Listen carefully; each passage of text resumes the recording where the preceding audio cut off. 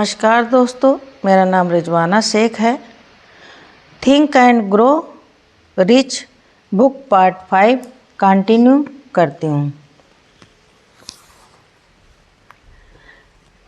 धन का अपना हिस्सा प्राप्त करने की योजना में किसी को भी स्वप्नदर्शी की खिल्ली उड़ाने के लिए आपको प्रभावित करने न दें। इस बदली हुई दुनिया में बड़ा दांव जीतने के लिए आपको अतीत के महान अग्रदूतों की भावना को पकड़ना होगा, जिनके सपनों ने सभ्यता को वह सब कुछ दिया है जो मूल्यवान है। आत्मा जो हमारे अपने देश के जीवन रक्त के रूप में कार्य करती है, हमारी प्रतिभा का विकास और विपणन के लिए आपकी और मेरा अवसर है। हमें यह नहीं भूलना चाहिए कि कोलंबस ने एक अज्ञात दुनिया का सपना देखा। ऐसी एक दुनिया के अस्तित्व पर अपना जीवन दांव पर लगा दिया और इसका पता लगा लिया। महान खगोल शास्त्री कोपरनिकस ने दुनिया की बहुलता का सपना देखा था और उनका पता लगाया। उनके विजय प्राप्त कर लेने के बाद किसी ने भी अव्यवहारिक के रूप में उनकी निंदा नहीं की। इसकी बजाय दुनिया ने उनकी कब्र पर पूजा की। इस प्रकार एक बार फिर साबित हो गया कि सफलता को किसी अफसोस की आवश्यकता नहीं है। असफलता अन्यत्र उपस्थित की अनुमति नहीं देती। यदि आप जो चीज़ करने की इच्छा रखते हैं वह सही है और आप उसमें विश्वास करते हैं तो आगे बढ़ें और उसे कर डालें। अपने सपने को आर पार डाल दें और अगर आपको अस्थायी हार से सामना भी हो तो कभी भी ध्यान न दें कि वे क्या कहते हैं, वे शायद नहीं जानते। प्रत्येक असफलता अपने साथ एक समतुल्य सफलता का बीज लाती है। गरीब और अशिक्षित हेनरी फोर्ड ने बिना घोड़ा के एक गाड़ी का सपना देखा था। सहायक मौके का इंतजार किए बिना उनके पास जो भी उपकरण थे वह उन्हीं के साथ काम करने में लग गए और अब उनके सपने का सबूत पूरी दुनिया के कसे हुए हैं। उन्होंने किसी भी आदमी जो कभी रहते थे से अधिक पहिए को संचालन में डाल दिया था, क्योंकि वे अपने सपनों को मदद करने में डरते नहीं थे। थॉमस एडिसन ने एक ऐसे दीपक का सपना देखा जो कि बिजली द्वारा संचालित किया जा सकता है। उन्होंने अपने सपने को कार्य रूप देने के लिए जहां वे खड़े थे वहां से शुरुआत कर दी और 10,000 से अधिक विफलताओं के बावजूद उस सपने के साथ वह इसके एक भौतिक वास्तविकता बन जाने तक खड़े रहे। व्यवहारिक सपने देखना छोड़े नहीं। वेलन ने एक सिगार स्टोर श्रृंखला का सपना देखा, अपने सपने की कार्रवाई में बदल दिया और अब संयुक्त सिगार स्टोर का अमेरिका में शीर्ष नुक्कड़ों पर कब्जा है। लिंकन ने काले दासों के लिए आज़ादी का सपना देखा, अपने सपने को कार्रवाई में बदल दिया और संयुक्त उत्तर और दक्षिण को अपने सपने को हकीकत में बदलते हुए जीवित रहते हुए देखने से बड़ी मुश्किल से चूके। राइट बंधुओं ने एक मशीन का सपना देखा था जो कि हवा में उड़ पाएगी। अब आप उसके सबूत सारी दुनिया में देख सकते हैं कि उन्होंने सही सपना देखा था। मार्कोनी ने वायु की अमूर्त शक्तियों को काम में लाने की एक प्रणाली का सपना देखा। उसने सपना व्यर्थ में नहीं देखा था। यह साक्ष्य दुनिया में हर वायरलेस और रेडियो में पाया जा सकता है। इसके अलावा मार्कोनी का सपना सबसे मनोरम केबिन और साथ साथ सबसे आलीशान हवेली लाया। इसने पृथ्वी पर हर देश के लोगों को पड़ोसी बना दिया। इसने संयुक्त राज्य अमेरिका के राष्ट्रपति को एक माध्यम दे दिया जिसके द्वारा वह एक ही समय में कम समय के नोटिस पर अमेरिका के सभी लोगों से बात कर सकते हैं। आपको शायद यह जानना रुचिकर लगे कि जब उसने यह घोषणा की कि उसने एक सिद्धांत की खोज कर ली है जिसके माध्यम से वह तारों की सहायता का संचार के प्रत्यक्ष भौतिक साधन के बिना हवा के माध्यम से संदेश भेज सकता है, तो मार्कोनी के दोस्त उसे अपनी निगरानी में ले गए थे और एक मनोरोगी अस्पताल में जांच करवाई। आज के स्वप्नदर्शी बहुत अच्छी स्थिति में रहते हैं। दुनिया नई खोजों की आदी हो गई है, बल्कि इसने उन स्वप्नदर्शियों को पुरस्कृत करने की इच्छा दिखाई जो दुनिया को एक नया विचार देते हैं। सबसे बड़ी उपलब्धियां सबसे पहले और थोड़े समय के लिए सिर्फ एक सपना ही थी। बरगद का पेड़ अपने बीज में सोता है, पक्षी अंडे में इंतजार करते हैं और एक जागृत देवता आत्मा की सर्वोच्च दृष्टि में कैद रहता है। सपने हकीकत की पौध हैं। दुनिया के स्वप्नदर्शियों, तुम जागो, खड़े हो जाओ और दृढ़ता से कहो तुम्हारा सितारा अब प्रभुत्व में है। दुनिया की मंदी आपके लिए वह अवसर लेकर आई है जिसका आप इंतजार कर रहे थे। इसने लोगों को विनम्रता, सहिष्णुता और उदारता सिखाई है। दुनिया अवसरों की बहुतायत से भरी हुई है जो कि अतीत के स्वप्नदर्शियों को कभी पता नहीं थी। बनने और करने की एक तीव्र इच्छा शुरुआती बिंदु है जहाँ से स्वप्नदर्शियों को उड़ान भरनी चाहिए। सपने उदासीनता, आलस्य या महत्वाकांक्षा की कमी की वजह से पैदा नहीं होते। दुनिया अब सपने देखने वालों का मखौल नहीं उड़ाती, ना ही उसे अव्यवहारिक कहती है। यदि आपको लगता है कि यह करती है तो टेनेसी का एक दौरा कीजिए और इसकी गवाही दीजिए कि एक सपने देखने वाले राष्ट्रपति ने अमेरिका की महान जल शक्ति का उपयोग करने और उसे काम में लाने की राह में क्या किया है। बहुत वर्ष पहले इस तरह का एक सपना पागलपन की तरह लगता था। आप निराश हो चुके हैं, आम मंदी के दौरान हार से गुजर चुके हैं। आपने अपने भीतर स्थित महान दिल को इसके लहूलुहान होने तक कुचला जाता महसूस किया है। साहस करें, क्योंकि इन अनुभवों के आध्यात्मिक धातु जिससे आप बने हैं को लचीला बना दिया है। वे अतुलनीय हैं, मूल्यों की संपत्ति हैं। यह भी याद रखें कि वे सभी लोग जो जीवन में सफल होते हैं एक बुरी शुरुआत करते हैं और पहुंचने से पहले कई शोकाकुल संघर्षों से होकर गुजरते हैं। सफल लोगों के जीवन में महत्वपूर्ण मोड़ आमतौर पर कुछ संकट के क्षणों में आते हैं जिसके माध्यम से वे अपने अन्य स्वयं के परिचित होते हैं। जॉन बनियान को धर्म के विषय पर अपने विचारों के कारण जेल में डाल दिया गया और कष्टदायी रूप से दंडित किया गया, जिसके बाद उसने तीर्थयात्री की प्रगति लिखी, जो सभी बेहतरीन अंग्रेजी साहित्य में से एक है। ओ हेनरी को ओहियो कोलंबस में एक जेल की कोठरी में कैद कर लिया गया और इस बड़े दुर्भाग्य को सहने के बाद ही उसने उस प्रतिभा की खोज की जो उसके मस्तिष्क के भीतर सोई हुई थी। दुर्भाग्य से मजबूर होकर अपने अन्य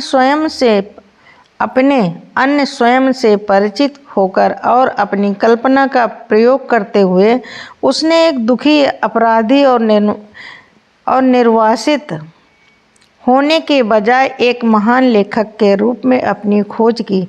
जीवन के तरीके अजीब और विविध हैं और अनंत बुद्धिमत्ता के तरीके तो अब भी और अधिक अजीब हैं, जिससे कभी कभी आदमी को कल्पना के माध्यम से उपयोगी विचार पैदा करने के लिए अपने स्वयं के दिमाग और अपनी स्वयं की क्षमता की खोज से पहले सभी प्रकार की सजाओं से गुजरने के लिए मजबूर होना पड़ता है। एडिसन दुनिया का सबसे बड़ा आविष्कारक और वैज्ञानिक है। एक आवारा टेलीग्राफ ऑपरेटर था और आखिरकार अपने मस्तिष्क के भीतर सोई हुई प्रतिभा की खोज करने के लिए प्रेरित होने से पहले वह अनगिनत बार विफल रहा था। चार्ल्स डिकेंस ने पॉलिश किए हुए बर्तनों पर लेबल चिपकाने से शुरुआत की थी। उसके पहले प्रेम की त्रासदी ने उसकी आत्मा को गहरे तक भेद दिया था और सही मायने में उसे दुनिया का महान लेखकों में बदल दिया। उस त्रासदी ने पहले डेविड कॉपरफील्ड, फिर अन्य कार्यों के सिलसिले की उत्पत्ति की, जिन्होंने इसे और समृद्ध और उन सभी के लिए एक बेहतर दुनिया बना दिया जिन्होंने उसकी किताबें पढ़ी। प्रेम संबंधों को लेकर निराशा में आम तौर पर पुरुषों को पीने के लिए प्रेरित करने और महिलाओं को बर्बाद करने का प्रभाव होता है, और यह इसलिए क्योंकि ज़्यादातर लोग अपनी मजबूत भावनाओं को एक रचनात्मक प्रकृति के सपनों में परिवर्तित करने की कला कभी नहीं सीखते। हेलेन केलर जन्म के फौरन बाद बहरी, गूंगी और अंधी हो गई। उसके सबसे बड़े दुर्भाग्य के बावजूद उसने सर्वोत्कृष्ट के इतिहास के पन्नों में अमिट रूप से अपना नाम लिखा है। उसके पूरे जीवन ने सबूत के रूप में कार्य किया है कि कोई भी कभी भी नहीं हराया जाता है जब तक हार को स्वीकारता के रूप में स्वीकार नहीं किया गया है। रॉबर्ट बर्न्स एक अनपढ़ ग्रामीण लड़का था। वह गरीबी से शापित था और उसके साथ साथ वह एक शराबी के रूप में बड़ा हुआ था। दुनिया उसके रहने के कारण एक बेहतर जगह बन गई थी क्योंकि उसने कविता में सुंदर विचारों को पिरोया था और इस तरह एक कांटा तोड़ा और उसकी जगह पर एक गुलाब लगा दिया था। बुकर टी वाशिंगटन जाति और रंग से विकलांग गुलामी में पैदा हुए थे। क्योंकि वह सहिष्णु थे, सभी विषयों पर उसके विचार खुले थे और वह एक स्वप्नदर्शी इंसान थे। उन्होंने एक पूरी नस्ल पर सदा के लिए अपनी एक अच्छी छाप छोड़ी। बीथोवेन बहरे थे, मिल्टन अंधे थे, लेकिन उनके नाम तब तक रहेंगे जब तक समय रहेगा, क्योंकि उन्होंने सपना देखा और अपने सपने को संगठित विचार में परिवर्तित किया। अगले अध्याय पर जाने से पहले अपने मन में नए सिरे से आशा की रोशनी, विश्वास, साहस और सहिष्णुता जागृत करें। यदि आपके पास दिमाग की ये स्थितियां और वर्णित सिद्धांतों पर कार्य करने का ज्ञान है तो बाकी और जो कुछ आपको चाहिए जब आप इसके लिए तैयार होंगे वह आपके पास आ जाएगा। एमर्सन अपने विचार इन शब्दों से व्यक्त करते हैं। हर कहावत, हर किताब, हर पर्याय जो सहायता और आराम के लिए आपसे संबंधित है, खुले या घुमावदार मार्ग से निश्चित रूप से घर आ जाएगा। हर दोस्त जो बहुत शानदार नहीं होगा लेकिन उसकी आत्मा में महानता और करुणा होगी, तुम्हें अपने आलिंगन में संभाल कर रखेगा। एक चीज़ को चाहने और उसे पाने के लिए तैयार होने के बीच एक अंतर होता है। कोई भी किसी चीज़ के लिए तब तक तैयार नहीं होता जब तक उसे विश्वास न हो कि वह इसे हासिल कर सकता है। मन की स्थिति विश्वास की होनी चाहिए, मात्र आशा या इच्छा नहीं। ग्रहणशीलता विश्वास के लिए आवश्यक है। बंद दिमाग आस्था, साहस और विश्वास को प्रेरित नहीं करता। याद रखें, दुख और गरीबी को स्वीकार करने के लिए आवश्यक प्रयासों की तुलना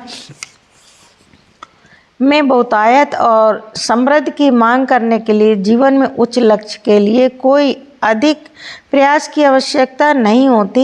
एक महान कवि ने इस सार्वभौमिक सत्य को सही ढंग से इन लाइनों के माध्यम से कहा है।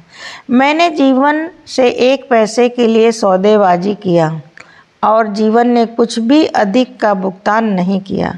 हालांकि मैंने शाम को विनती की जब मैंने अपने अल्प संचय की गिनती की, क्योंकि जीवन सिर्फ एक मालिक है, वह वही देता है जो आप मांगते हैं। लेकिन यदि एक बार अपने मजदूरी निर्धारित कर ली, फिर क्यों आपको कार्य वहन करना चाहिए।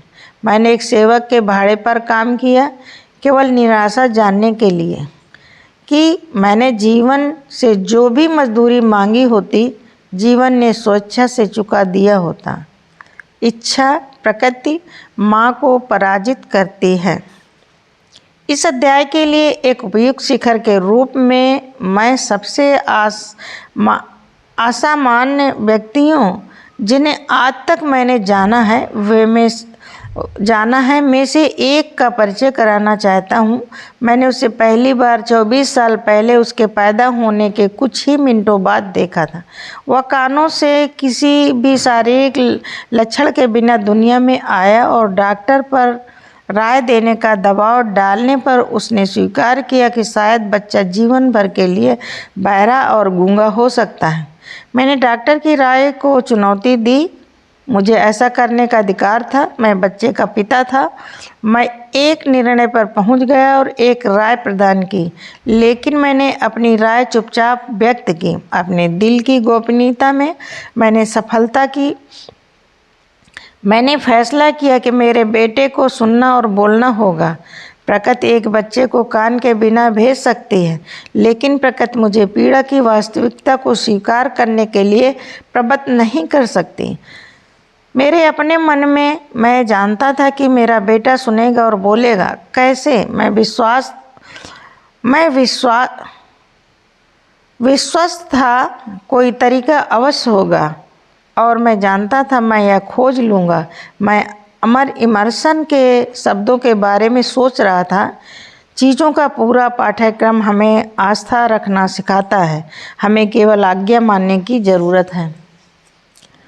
हम में से प्रत्येक के लिए मार्गदर्शन है और धीरे धीरे सुनकर हम सही शब्द सुन लेंगे। सही शब्द इच्छा किसी की अन्य चीज़ से अधिक। मैंने इच्छा की कि मेरे बेटे को एक बहरा गूंगा नहीं होना चाहिए। उस इच्छा से मैं कभी पीछे नहीं हटा, एक पल के लिए भी नहीं। कई साल पहले मैंने लिखा था, हमारी एकमात्र सीमाएं वही होती हैं जो हम अपने मन में स्थापित करते हैं। पहली बार मुझे हैरानी हुई कि वह बयान सत्य था। मेरे सामने बिस्तर पर पड़ा एक अभी अभी पैदा हुआ बच्चा था, सुनने की प्रकृति उपकरणों से विहीन।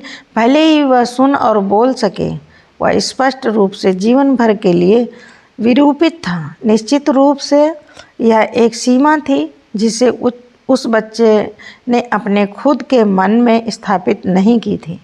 मैं इसके बारे में क्या कर सकता था? किसी तरह मैं कानों की सहायता के बिना उसके मस्तिष्क को ध्वनि संदेश पहुंचाने के साधन और तरीकों के लिए उस बच्चे के मन में मेरी अपनी तीव्र इच्छा का प्रत्यारोपण करने का रास्ता खोज लूँगा। जितनी जल्दी बच्चा सहयोग करने लायक बड़ा होता है, मैं उसके दिमाग को सुनने की तीव्र इच्छा से इस प्रकार पूरी तरह से भर देता कि प्रकृति इसके अपने तरीकों द्वारा इसे भौमिक वास्तविकता में बदल देती। इस सारी सोच ने मेरे अपने मन में जगह ले ली, लेकिन मैंने इसके बारे में किसी से बात नहीं की। हर दिन मैं एक बेटे का मूक बधिर होना स्वीकार नहीं करने की उस प्रतिज्ञा को दोहराता जो मैंने खुद से की थी। जैसे ही वह बड़ा हुआ और अपने चारों ओर की चीज़ों पर ध्यान देना शुरू किया, हमने देखा कि उसके पास थोड़ी मात्रा में सुनने की शक्ति है। जब वह उस उम्र में पहुंचा जहां बच्चे आमतौर पर बात करना शुरू कर देते हैं, उसने बात करने का कोई प्रयास नहीं किया, लेकिन हम उसके कार्यों से बता सकते थे कि वह थोड़ी थोड़ी कुछ आवाज़ें सुन सकता है। यही सब मैं जानना चाहता था। मैं आश्वस्त था कि यदि वह थोड़ा भी सुन सकता है तो वह शायद अधिक से अधिक सुनने की क्षमता विकास कर सकता है। फिर कुछ हुआ जिसने मुझे आशा दी। यह पूरी तरह से एक अनपेक्षित सोच से आया। हमने एक विक्ट्रोला खरीदा। जब बच्चे ने पहली बार संगीत सुना, वह परम आनंद में चला गया और तुरंत मशीन को हथिया लिया। जल्द ही उसने उनमें से कुछ निश्चित रिकॉर्ड्स की अपनी पसंद प्रदर्शित की। टिप्पणी का रास्ता लंबा है, एक अवसर पर विक्टोला के सामने खड़े होकर डिब्बे के किनारे के दांतों से जोर से पकड़कर उसने वह हिस्सा 2 घंटे तक बार बार बजाया। उसकी इस स्वयं बनाई गई आदत का महत्व हमें कई सालों बाद तक स्पष्ट नहीं हो पाया था, क्योंकि हमने उस समय तक ध्वनि के अस्थि चालन के सिद्धांत के बारे में कभी नहीं सुना था। उसके विक्टोला का प्रयोग करने के बाद मैंने पाया कि जब उसके कर्णमूल हड्डी या मस्तिष्क के आधार पर मैं अपने होठों से स्पर्श करके बात करता था, वह मुझे काफ़ी स्पष्ट रूप से सुन सकता था। इन खोजों ने मेरे अधिकार में वह आवश्यक माध्यम दे दिया जिसके द्वारा मैंने अपने बेटे की सुनने और बोलने की क्षमता के विकास में मदद करने के लिए अपनी तीव्र इच्छा को वास्तविकता में बदलना शुरू किया। उस समय तक वह कुछ निश्चित शब्दों को बोलने की कोशिश कर रहा था। दृष्टिकोण हिम्मत बढ़ाने से कोसों दूर था, लेकिन विश्वास द्वारा समर्थित इच्छा असंभव जैसा कोई शब्द नहीं जानती है। यह निर्धारित करने के बाद कि वह मेरी आवाज़ स्पष्ट रूप से सुन सकता है, मैंने सुनने और बोलने की इच्छा को तुरंत ही उसके दिमाग में भेजना शुरू कर दिया। मैंने जल्द ही खोज लिया कि बच्चे को सोने के समय की कहानियों में मज़ा आता था, तो मैं उसमें आत्मनिर्भरता, कल्पना और सुनने और सामान्य रहने की एक गहरी इच्छा के विकास के लिए बनाई गई कहानियों को निर्माण के लिए काम करने लगा। विशेषकर एक कहानी थी जिस पर मैंने हर बार जब भी यह सुनाई गई कुछ नया और नाटकीय ढंग देकर जोर दिया। इसका प्रारूप उसके दिमाग में यह विचार रोपित करने के लिए तैयार किया गया कि उसका दुख एक दायित्व नहीं बल्कि बहुत अधिक मूल्यवान एक परिसंपत्ति था। इस तथ्य के बावजूद कि सारा दर्शन जिसकी मैंने जांच की थी स्पष्ट रूप से संकेत दिया कि हर विपरीत परिस्थिति अपने साथ एक बराबर श्रेष्ठता का बीज लाती है, मुझे यह अवश्य ही स्वीकार करना चाहिए कि मुझे इसका जरा सा भी अंदाज़ा नहीं था कि यह दुख कभी एक परिसंपत्ति कैसे बन सकता है। हालांकि मैंने सोने के समय इन समय की कहानियों में दर्शन लपेटने का अपना अभ्यास जारी रखा, इस उम्मीद में कि वह समय आएगा जब कोई योजना बना लेगा जिसके द्वारा उसकी अक्षमता से किसी उपयोगी उद्देश्य को पूरा करवाया जा सकेगा। Thank you.